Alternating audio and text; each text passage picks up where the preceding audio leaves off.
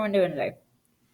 This is Dugan. Today I am going to explain to you our research project. So we've been talking about renewable and non-renewable resources for almost 2 weeks. We've done a lab. We have done some book work, some textbook work. We've done some doodle notes. We've done a lot. So today we're going to begin really diving deep into one of those natural resources and one of those energy sources. And it's going to be your choice. Okay. This is where you get to choose what are you actually interested in. All right. So, again, that's the purpose of this. The purpose is for you to really hone in on one of those types of energies and to explore it, the benefits, the consequences, all of that.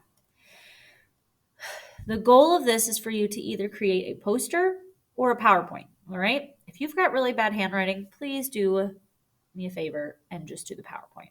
Okay. I love you all, but sometimes I cannot read your handwriting. Now, this PowerPoint or this poster has 4 sections. 1, where is it located? Where is this energy source located? Where does it come from? 2, how do we use it? And what is its impact on our environment? Remember, as a society, we are trying to move from non-renewable resources to renewable resources. But we have to decide, are the consequences outweighing our positives? All right? You are not going, I'm just going to delete this right now. You do not need to create a flow chart. Okay? Instructions. So first things first, you need to decide what your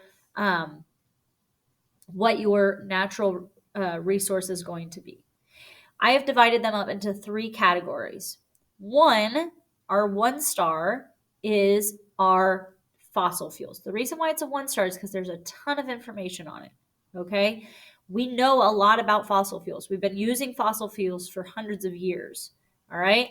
The second one is biomass. So I'm sorry, the 2nd star are still pretty well known energy sources, but they are renewable energy sources. So this is biomass, solar energy, wind, and hydroelectric.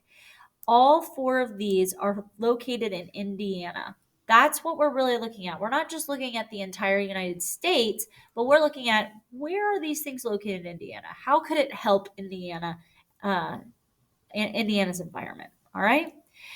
Finally, we have our 3 stars. Our 3 stars are our less known or our less common energy sources. So this includes geothermal, tidal energy, and nuclear energy. Now, for these 3, they are not going to be in Indiana except geothermal. Geothermal is somewhat in Indiana, but the other 2 are definitely not in Indiana.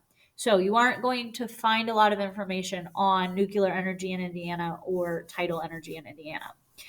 All right. So again, your 4 sections. Once you've chose those, now you're going to start your research. 4 sections. You've got 1. Where is it located? Now, location. I am not just saying, oh, there's one in Indiana. No, I am talking about what part of the world or part of Indiana or part of the United States is the best. All right. What does the area look like? If you remember going through our wind energy lab, there are 2 places that are best for wind energy: farmland and the ocean. Okay. You need to tell me what the general area should look like.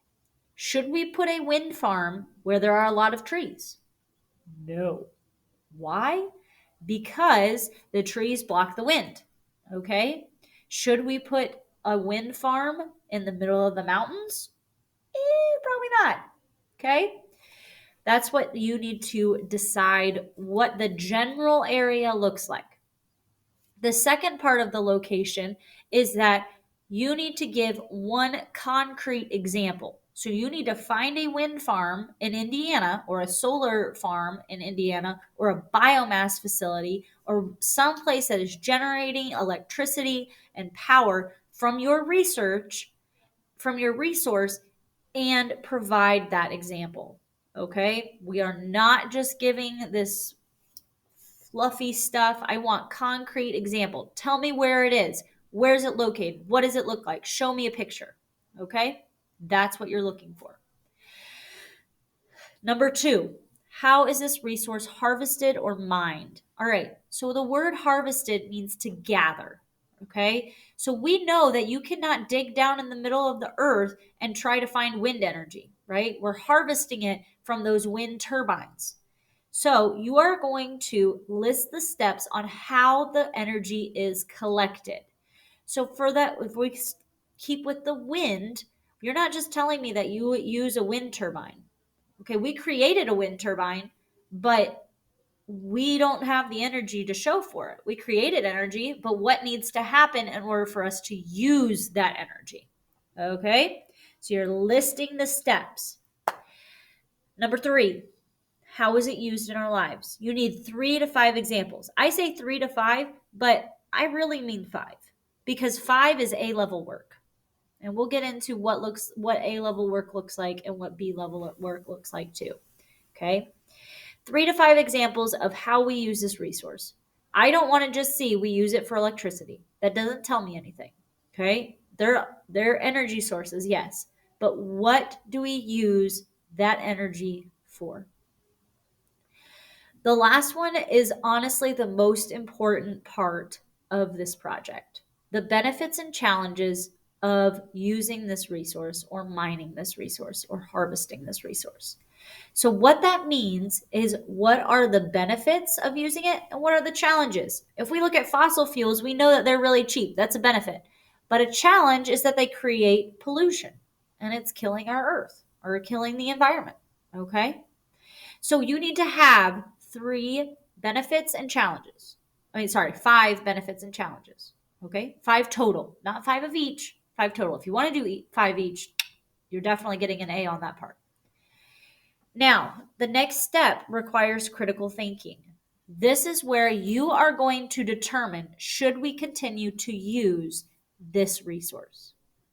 You are looking at your benefits and you're looking at your challenges, and you are deciding whether or not the benefits outweigh the challenges or the challenges outweigh the benefits. Okay? That's the one that's really important. You need to explain why. You should be referencing your list to explain why we should or should not be using this. All right? So that's your overview.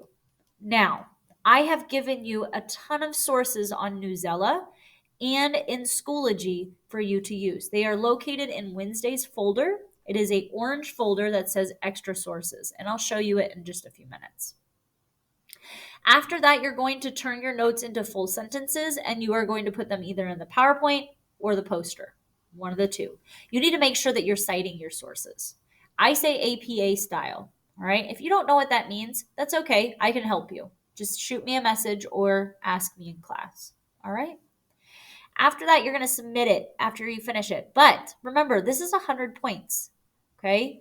It doesn't look like it on the rubric, but this is going to be scored out of 100 points.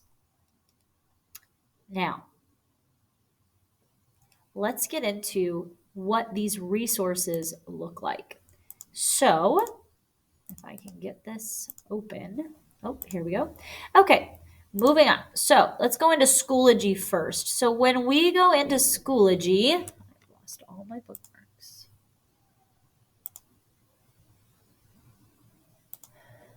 Okay, let's go into Schoology.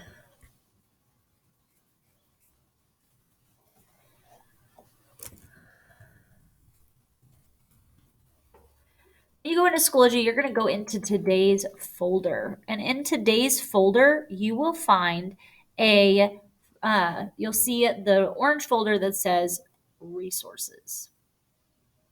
I'm going to upload a second video to show you the sources since my computer is taking a little bit longer. So I'll see you in a few minutes.